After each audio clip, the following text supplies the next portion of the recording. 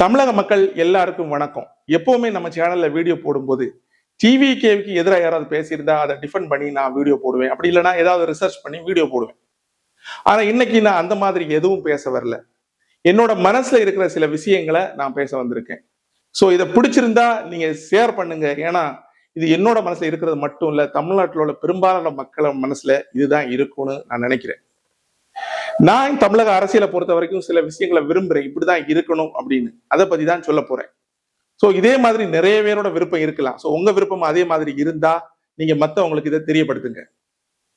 தமிழகத்தை நான் எப்படி பார்க்க விரும்புறேன் அப்படிங்கிறது தான் முதல் ஸ்டேட்மெண்ட். ஊழல் இல்லாத தமிழகம் எப்படி இருக்கும் அப்படின்னு பாக்குறது எனக்கு ரொம்ப ஆசை. சிறந்த கல்வி இருக்கிற தமிழகம் எப்படி இருக்கும் அப்படின்னு பாக்குறதுக்கு எனக்கு ஆசை.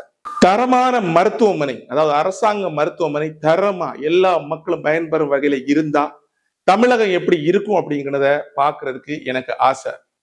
சட்டம் ஒழுங்கு சீர் கெடாம நல்லா இருந்து பெண்கள் பாதுகாப்பு உறுதிப்படுத்தப்பட்டு குற்றங்கள் குறைந்த ஒரு தமிழகம் எப்படி இருக்கும்னு பார்க்க எனக்கு ஆசை. இதுல முதல் விஷயத்துல இருந்து வருவோம் ஊழல். திமுக அதிமுக ஊழல் செய்யறாங்களா இல்லையான்னு உங்களுக்கும் தெரியும், எனக்கும் தெரியும், அந்த கட்சிக்காரங்களுக்கும் தெரியும், அந்த சம்பந்தப்பட்டவங்களுக்கும் தெரியும், எல்லாருக்குமே தெரியும். உதாரணமா நீங்க ஒரு திமுக காரங்கள்ட்டயோ அதிமுக காரங்கள்ட்டயோ போய் உன் கட்சி தான் ஊழல் செய்தே, அப்புறம் நீ ஏன் அவங்களுக்கு ஓட்டு போடுன்னு கேட்டா அவன் ஊழல் செய்யறன்னு மறக்கவே மாட்டான். அவன் ஊழல் செய்யறாங்க அப்படின்னு ஒத்துப்பான்.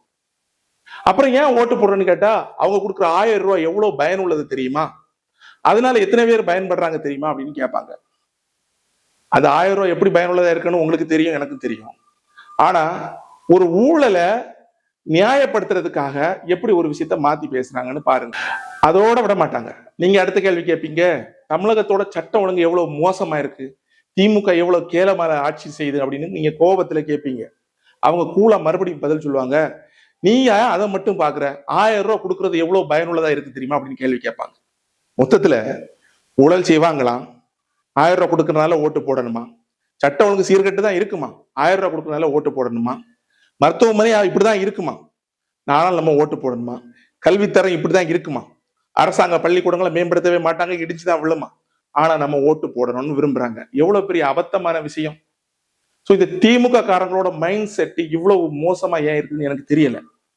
திமுக காரங்கள்ட்ட நீங்க அரசியல் பேசி பாருங்க, திருப்பி அவங்க பேசுறது அந்த அவங்களோட பேசுறோட துணி எப்படி இருக்குன்னா, நீ அரசியல் பேசாத அப்படின்னு தான் இருக்கு. சோ இந்த திமுக காரங்க மறுபடியும் நம்ம உலகத்தை, அதாவது நம்ம தமிழ்நாட்டை ஒரு பழைய காலத்தை நோக்கி எடுத்துட்டு போறாங்க. பேச்சுரிமைய மறுக்க பாக்குறாங்க.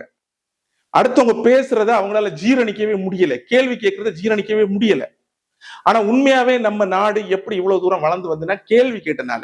அநியாயத்தை எதிர்த்து கேள்வி கேட்கும் போதுதான் ஒரு நாடு வளரும். சோ இங்க அநியாயம் திமுக செய்து அதை எதிர்த்து கேள்வி கேட்கவே கூடாது அப்படின்னு திமுக காரங்க நினைக்கிறாங்க.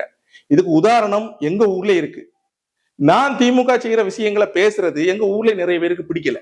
அவங்கள்ட்ட உண்மையாவே நியாயமான பதில் இருந்தா அதை சொல்லலாம், இல்லைன்னா அவங்க நம்மளோட விவாதிக்கலாம். ஆனா விவாதிக்கும் தயாரா இல்ல, பதில் சொல்லவும் தயாரா இல்ல. டைரக்டா பேசக்கூடாது, நீ அரசியல் பேசாத, இவ்வளவுதான் சொல்ற ஒரே வார்த்தை. சோ நியூ ஜெனரேஷன் அரசியல் பேசக்கூடாது நினைக்கிற இவங்களோட மைண்ட் செட் எவ்வளவு மோசமானது, கீழ்த்தரமானதுன்னு நினைச்சு பாருங்க. இது ஒரு பக்கம் போயிட்டு இருக்க. இன்னொரு பக்கம் பார்க்க வேண்டிய மிக முக்கியமான விஷயம், கவலைப்பட வேண்டிய மிக முக்கியமான விஷயம் மீடியா, பத்திரிகை. இந்த பத்திரிகை நம்ம அரசியல் சாசனத்தோட 4வது தூண் அப்படின்னு சொல்லுவாங்க. இது எப்பவுமே சுதந்திரமா இருக்கணும், அப்பதான் மக்களுக்கு உண்மையான செய்திகள் போய் சேரும் அப்படின்னு சொல்லுவாங்க. ஆனா தமிழக பத்திரிகையோட நிலைமையை பாருங்க எல்லாரும். கொஞ்சம் எந்த மாதிரி செய்திகள் வருது, யாரை பத்தி செய்திகள் வருது, எப்படிப்பட்ட செய்திகள் வருதுன்னு பார்த்தா ரொம்பவே ஆச்சரியமாகவும் கவலையாவும் இருக்கு.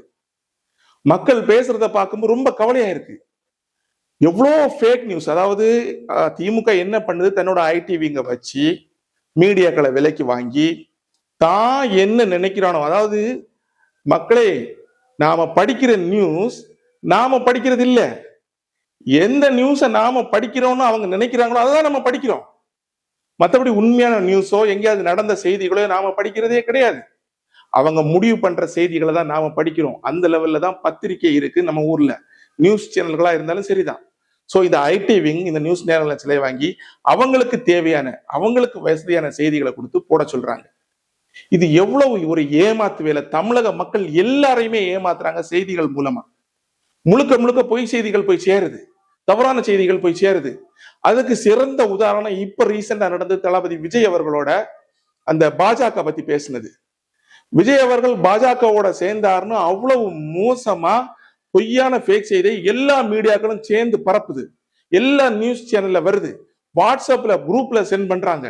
மக்கள் அதை நம்பிட்டாங்க. நிறைய பேர் விஜய் மறுபடி போய் பாஜக சேர்ந்துருவாரு அப்படின்னு மக்கள் நம்ப ஆரம்பிக்கிற அளவுக்கு இவங்க அந்த செய்தியை மீண்டும் மீண்டும் போட்டு காட்டுறாங்க, மீண்டும் மீண்டும் பேசுறாங்க.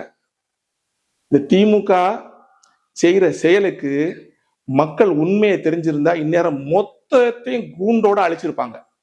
ஆனா என்ன செய்யறது, அன்பார்ச்சுனேட்லி நிறைய பேருக்கு ஃபேக் நியூஸே உண்மைன்னு தான் நினைச்சிட்டு இருக்காங்க. எதுக்கு இந்த ஃபேக் நியூஸை இவ்வளவு தூரம் சொல்றேன், கவலையில சொல்றேன் அப்படின்னா, தமிழகத்துல குறிப்பா இப்ப கன்னியாகுமரி, திருநெல்வேலியில கிறிஸ்தவங்கள் ஓட்டு மிக முக்கியமான பங்கு வகிக்கும் அங்குள்ள வெற்றிக்கு. சோ அந்த ஓட்டுகளை நம்ம எடுக்கணும் அப்படின்னா நாம என்ன செய்யணும், பிரிவினைவாதத்தை தூண்டணும் அப்படின்னு திமுக முடிவு பண்ணுச்சு.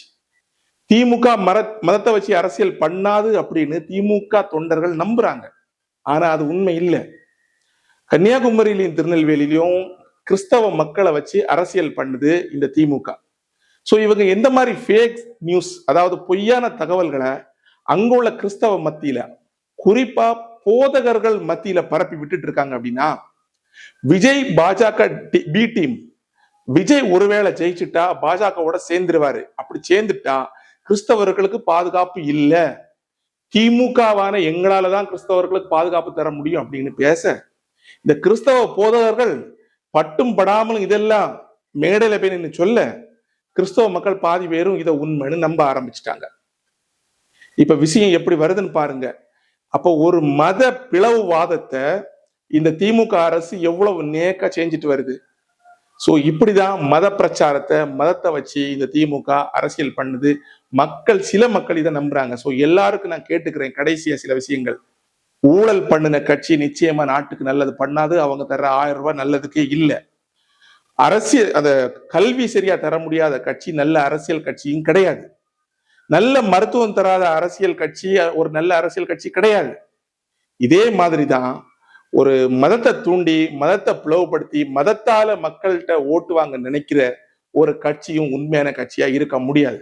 அதனால தயவு செஞ்சு வர்ற எலெக்ஷன்ல திமுகவை புறக்கணிங்க. திமுக எப்படி உங்களை ஏமாத்துன்னு தெரிஞ்சுக்கோங்க. திமுகவுக்கு ஒரு பெரிய அடி கொடுத்து இதை துரத்தி, மதவாதம் இல்லாத, மத சம்பந்தப்பட்ட இல்லாம, தளபதி விஜய் சொன்ன மாதிரி பிறப்புக்கும் எல்லா உயிர்க்கும் பிறப்புனால எல்லாரும் சமம் அப்படின்னு நாம நினைக்கிற அளவுக்கு அதுதான் உண்மை அப்படின்னு நாம ப்ரூவ் பண்ணி காட்டணும்.